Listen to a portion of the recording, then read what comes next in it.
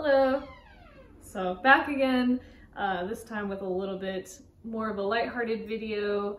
I haven't got to do any, well, I flipped some furniture, but I haven't really filmed anything. A lot of it was just buying and then selling without really doing much, and I just haven't really had time to try to film the process, and plus it's like kind of a lot of the same stuff that I've already done. But today, what I want to go over is some tips on how to sell on Facebook Marketplace. A lot of these tips may be a little bit basic, but you know, if you're new to this, maybe it'll be worth watching. But yeah, let's get into it. So my first tip on selling on Facebook Marketplace is to learn your local marketplace. So everyone's location is going to be a little bit different. I'm in Oklahoma, in Tulsa, and what sells good for me and at a certain price range will be different than, say, like the California market or, you know, New York or whatever. You know, it's each, or like a smaller town versus a bigger town. We're kind of like in the middle. I'd say we're a pretty medium-sized town or medium-sized city. So I would spend some time just scrolling through, looking at listings, use the save button, which I'll try to show right here on the side. Use the save button, that way you can refer to that item later and just see how long it takes. To me, I like to have kind of a niche type of furniture that I flip. So there's certain things, I like to stay kind of in the vintage realm of furniture. I love mid-century modern, and some just kind of like unique, you know, 70s stuff. And then there's certain things I'll pick up just because I know they're popular, like certain wicker items, like the velvet plush recliner type chairs. Those sell super well. So that's kind of what I like to do. So I would follow listings, you know, anything that, like, say, piques your interest or you think is really high and you're wanting to see how long it takes to sell. I would definitely follow those and, like, you know, just check back in it every day or so and just see if it's sold, and to see if they've dropped the price or anything like that, or if there's a bad picture and you can see how long it sells. Because sometimes, like, certain pieces of furniture, even if it has a bad picture, it will still sell quickly, especially like credenzas and things like that, especially in my area anyways. So yeah, that's my first tip, is just kind of learn your market and see what things go for. So the other thing, so you may also be wondering, how do you find the furniture? I'm not going to go super in depth on this. Maybe I'll make a video on it later, but you know, thrift stores, auctions, estate sales, and also Facebook Marketplace itself, you can usually find good deals. Thrift stores, honestly, is probably one of the worst places to find it, because usually they're pretty picked through unless you go early. I haven't bought any furniture used from the thrift store, but I know people that do. But Facebook, if you find listings like that, it's usually if you find bad pictures on the listings, people don't describe it right, like, say they'll describe it as like an ugly dresser or something basic, but you know it's like a mid-century modern tall boy, you know, Drexel, yeah, dresser type of thing. So I would definitely look through that, just look through like current listings, or I just scroll through the furniture categories sometimes. I've picked up a pretty decent amount. Maybe I'll show some on the side right here of what I've picked up, but yeah, I would say other options are usually the best, but doesn't hurt. That's just one way. One of the main things though, as far as selling on Facebook, that will make some of the biggest difference is taking good pictures. So I'm not a photographer. I don't really know a whole bunch about photography or interior design or anything like that, but these are some things that I do to make sure that I have a good picture. So first and foremost, and I take all of my pictures on iPhone XR, and what I do is I put it in the square mode. Because your listing is going to show up in a square on Facebook Marketplace, rather than the more rectangular shot that you're going to take just in the regular photo setting, which can crop it weird and might not show actually the full picture of your furniture, and I think that turns more people off. It's better to show the whole thing rather than part of it and it being cut off. Even if your full picture does have it, some people don't even click on the full pictures, they'll just look at it in the square mode. So put it into the square mode, that way all of your pictures are like that. I like to move everything out of my dining room and take it up against the wall. That's kind of like my most empty space right now. That works the best for me. And there's a nice window on the side of it, which gives me some nice natural light. I try to take my pictures on nice sunny days, and sometimes I'll take it when it's a little bit cloudy, but pictures won't turn out as good. I try to avoid turning on the light. Natural light is almost always better. I try to do like kind of minimal decor. Sometimes I will take pictures in my living room because it does have some of the best lighting. The window's on the opposite side of the wall where I take pictures. So like actually this would be the backdrop I would use sometimes, just depending on the furniture piece. I actually haven't taken any with the new orange wall, but anyways, that's beside the point. The other thing that I do is I'll usually adjust the picture just a little bit. I'll just hit a lot of times I'll just hit the auto. Sometimes I'll use the brighten up, but slide it to be brighter or slightly more contrast can help. Those are just kind of the basic things. You know, you want to make sure you're taking the picture from the best angle. So, you know, you don't want to take a picture of your couch or your chair or couch like straight on. Usually like at a nice slight angle is going to be better than head on. And I would say that for almost all furniture. And you want to kind of make it look like it is your piece of furniture and you have been using it, and basically you want it to look, you want other buyers to see that this is a nice piece of furniture and it's going to also look good in their homes as well. So that's the main goal with pictures. So pictures are important, you know, and the more you do it, you kind of can get down to science. I think it's harder for people who are more maximalist or a little bit messy and tend to pile up things. Try to not take pictures of, you know, having junk in your pictures. Just make sure you look in your frame and you don't see anything on the sides that is less attractive. You want it to look the best that it can. Real quick, I did forget to mention that you should take multiple pictures with your listing. I recommend at least 4. More is better, of course. So one from the side, one from the front, one from the other side. If you can, one from the back. That may not be necessary with, like, say, a bookcase and a close-up, and of course any flaws that you see, and maybe like if it has a distinct pattern or something like that, or any other particular features that you want to list. That's very important. One picture will not sell your item. The other important thing you want to make sure that you do is write a complete description. I try to like repeat the title a little bit, and then I'll put like, just write some nice things about an item.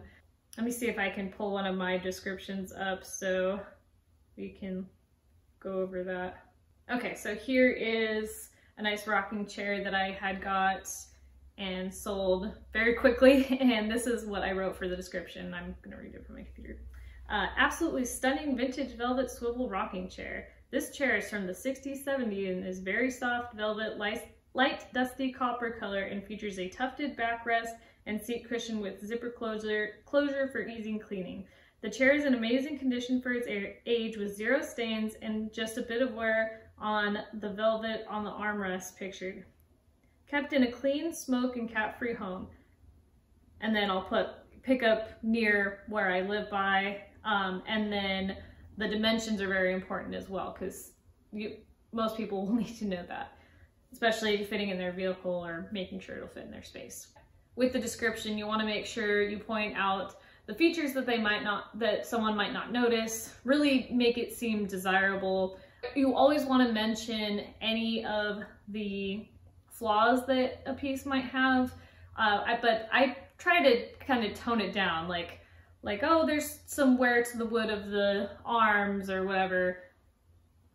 I wouldn't say whatever, but there's some wear to the wood of the arms, but it's still great for its age, or something along those lines. Like, you gotta mention it, but, you know, playing words, I guess.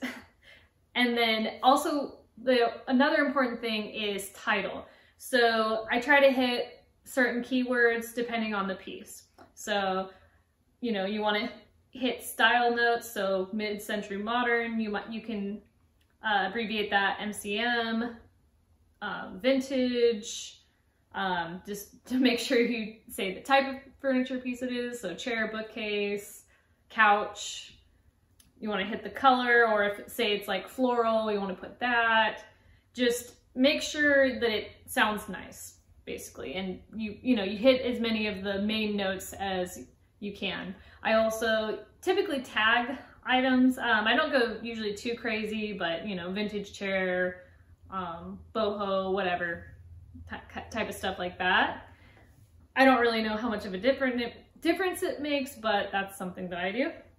And you'll want to make sure that you put kind of obviously you don't want to put your address, but you might want to put something vague as to where you're near, like say downtown or near Broken Arrow, or something along those lines that will tell them how close or far away they are from pickup, basically. So once you got all that done, you've listed your item. What I like to do is go back and just look at it on the marketplace and make sure that reread it, make sure everything sounds good, that the details are right, that my title looks good. Pictures, you want to make sure that your first picture is like obviously the display picture. That's very important. Yeah, everything looks good. Oh, also with the pictures that I didn't mention is, so if there is a flaw, it is best to photograph it. I try to take it from like an angle to where it still looks good and not just a close-up ugly picture of the flaw. I'll try to put a picture in to kind of give you an example that, you can see the flaw, you've mentioned it in your description, but it still is also showing how good that item looks, is what I tend to do. So you can kind of gauge how quickly your item will sell by how many views and saves it's getting, and of course how many messages you're getting. And if you're not getting a lot of views and messages, and it's been like at least a week, sometimes what I will do is just kind of evaluate it. Like, are my pictures good? Is my price too high? Really hone in on what exactly you did wrong in your listing.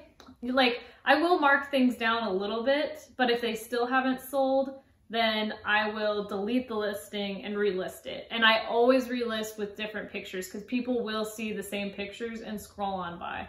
So it doesn't have to be like hugely different, but like say you took pictures with a light on in the room and it, didn't look quite as good as it could be.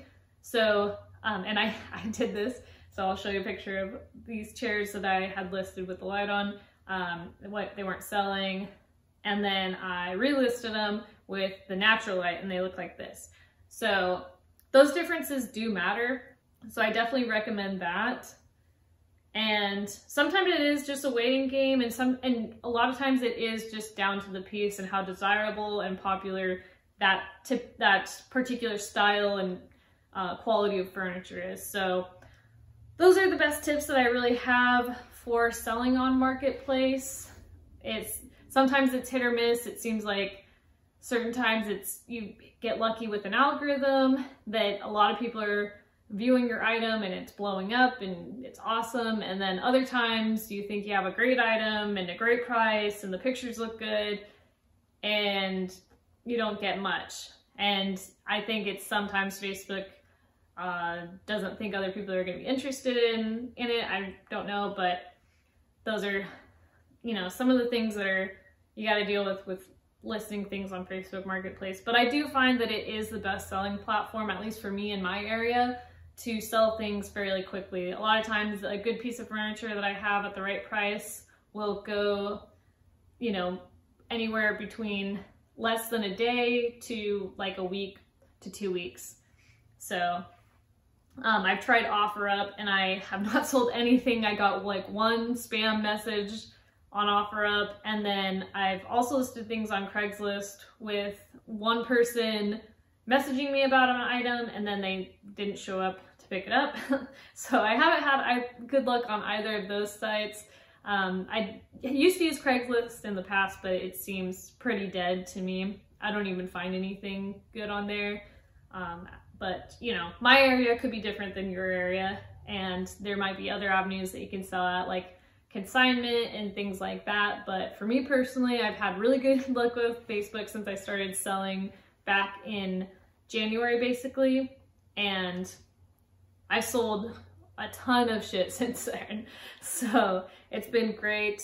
Like I said, not every piece is like, you know, a home run, but everything, all the furniture, I don't have any furniture listed right now, everything's sold, so did pretty good there.